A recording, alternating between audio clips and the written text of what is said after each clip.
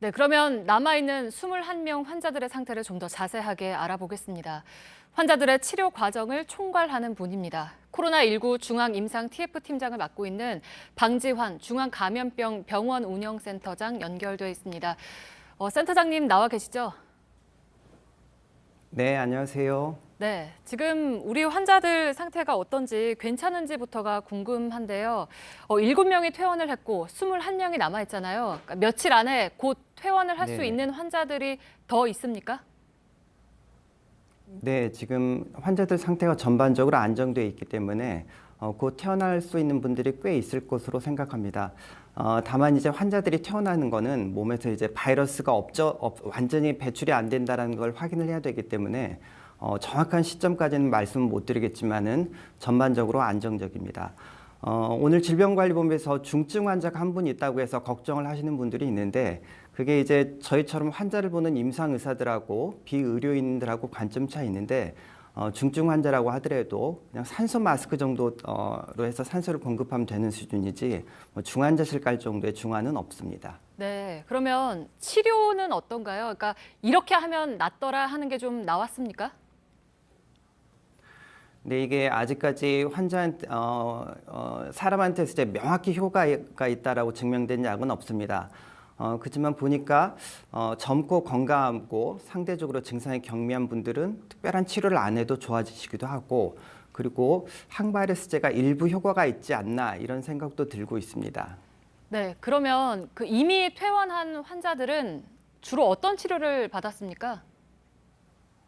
네, 말씀드렸다시피 증상이 경미했던 건강한 환자들은 아무 치료 없이 그냥 보조요법, 지지요법이라고 하는데요. 증상을 도와주는 정도의 치료로 좋아지셨고 조금 심한 분들은 항바이러스제를 좀 투여를 했습니다. 네, 그러니까 항바이러스제를 투여를 했다고 한 건데, 근데 이제 어제 17번 환자가 퇴원을 할 때 본인이 겪어보니까 심각한 병은 아니더라. 그냥 독감 정도라고 했잖아요. 그러니까 같은 생각이십니까? 네, 그렇습니다. 그 독감보다는 좀 위중하지만은 처음에 알려졌던 것처럼 그렇게 중증의 병은 아니었던 것 같습니다.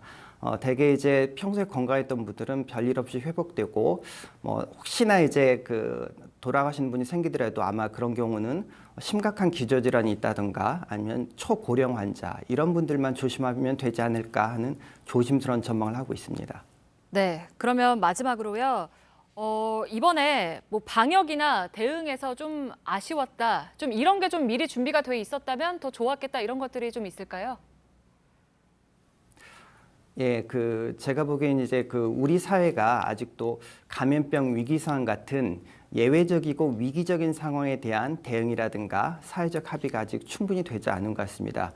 감염병 전문 병원도 지금 몇 년째 얘기가 나오고 있는데 실제로 이제 아직 부지도 정하지 못하고 있고 그런 면이 안타깝습니다. 또 한 가지 이제 감염을 전공하는 사람으로서 드리고 싶은 말씀은 우리나라에는 신종 감염병에 대한 전문가가 굉장히 드물다는 것입니다.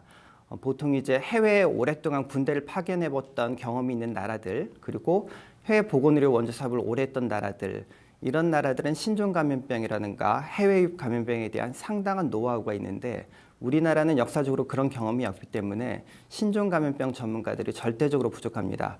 저희가 이번에 이제 임상 TF를 만들었는데 이번에 1회적으로 끝나지 않고 이런 풀을 계속 양성해서 신종 감염병 전문가로 키웠으면 하는 게 저의 바람입니다. 네, 알겠습니다. 오늘 말씀 고맙습니다.